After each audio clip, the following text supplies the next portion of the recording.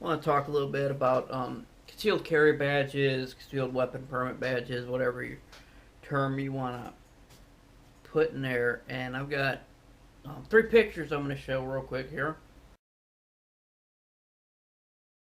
And so that's kind of what some of them look like. I don't have one, frankly, because I don't understand the point of them. And I'll elaborate more on that in a second. Versus the cost of it. Okay?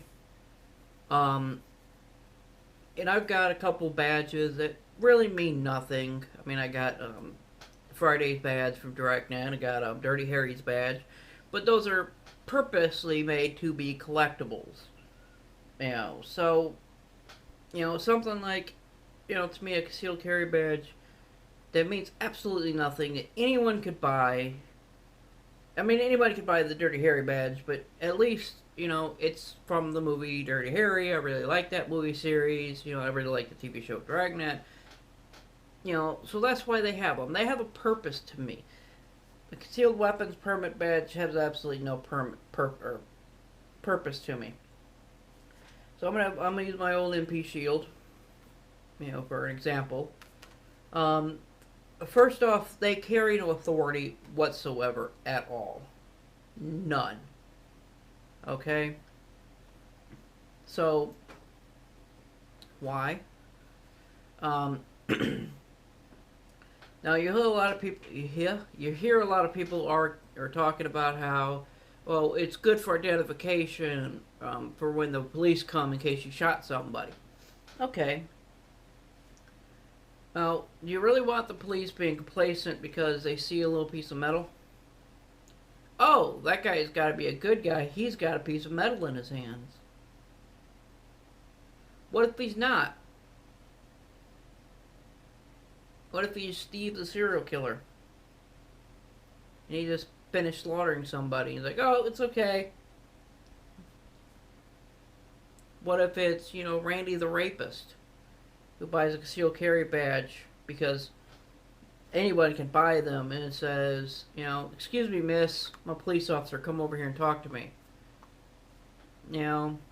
Anyway, more on that in a minute. So I don't really want the police to be complacent because you've got a little something hanging around your neck or you're holding it up like that.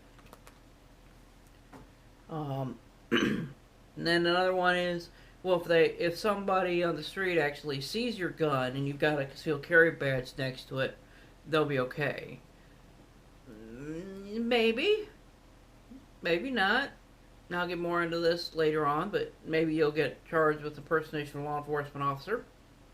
Maybe they won't see the badge. Like in the video I watched. When he brought that up, he had his gun on his right side and his badge on his left side. So if you reach up to grab something and your shirt pulls up, it exposes your gun and your badge is on the other side of your body, what's the point of that? You're completely destroying your own argument on that. Anyway. And now open carry. This one bothers me. First off, the whole thing bothers me just because you have a badge that says you're doing something concealed.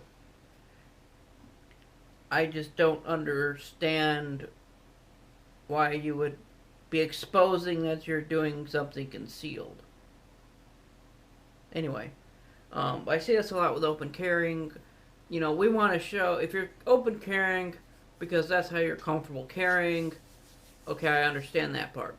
If you're open carrying as a form of demonstration, and you want to get people comfortable with the idea of people carrying around weapons, and you're wearing a concealed carry badge because, or you did something that I'll talk about in a minute. I'm going to put another picture up real quick.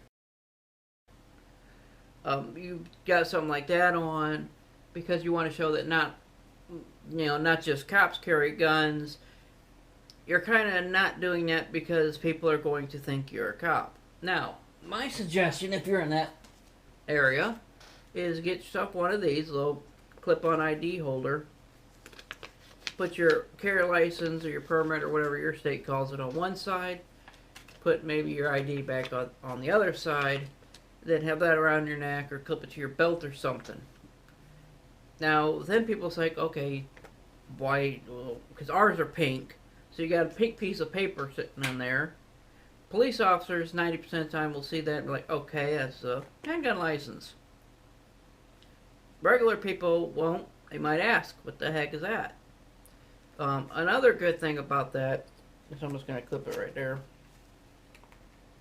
You know, if you are open carrying and you are stopped, you don't have to dig through your pocket or nothing to get your ID out. You can just say, okay, there's my handgun license, there's my ID, there you go. So that's just my suggestion on that idea. Impersonation of a law enforcement officer.